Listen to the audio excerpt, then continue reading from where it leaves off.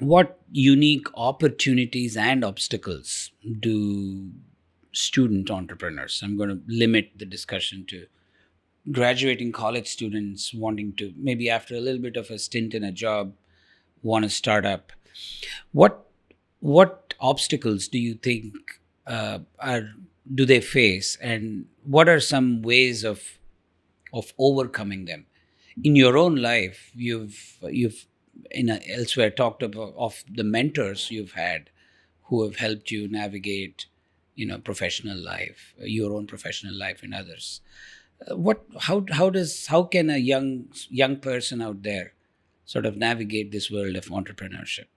It takes a village. It takes networks. Uh, if you think about like the role that venture capitalists play especially in the United States, most people think the VC provides money. That's only 10% of what the VC does. What the VC really is doing is opening doors to customers. It's opening doors to partners, to suppliers. It's opening doors to other sources of capital. It's opening doors to other technical experts in the field.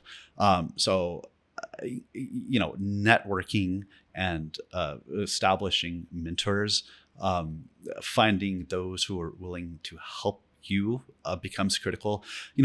People ask what makes the Silicon Valley innovation environment different, and there really is a paying it forward mentality that's built over time. That there is an ethos and a codus that one helps another.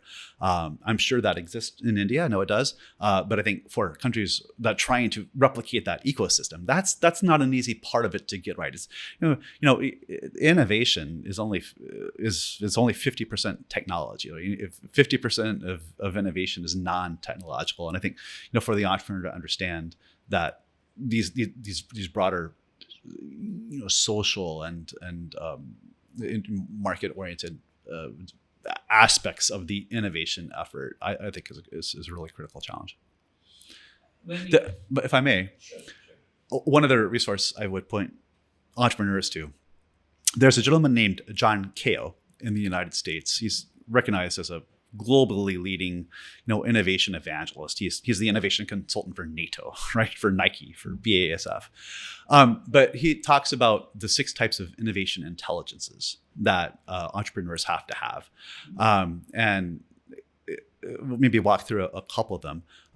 His first point is like, as an entrepreneur, you have to have kind of theory of change or a theory of activism. We talked about innovation earlier as as Steve Jobs said, it's only the people who are crazy enough to think they can change the world who are the ones that actually do.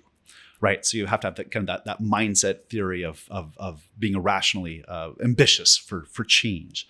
So it's a whole set of transformation skills.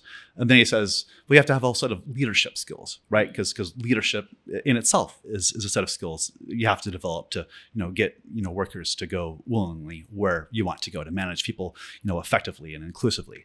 So there's a whole set of skill sets to manage around the leadership part of the equation.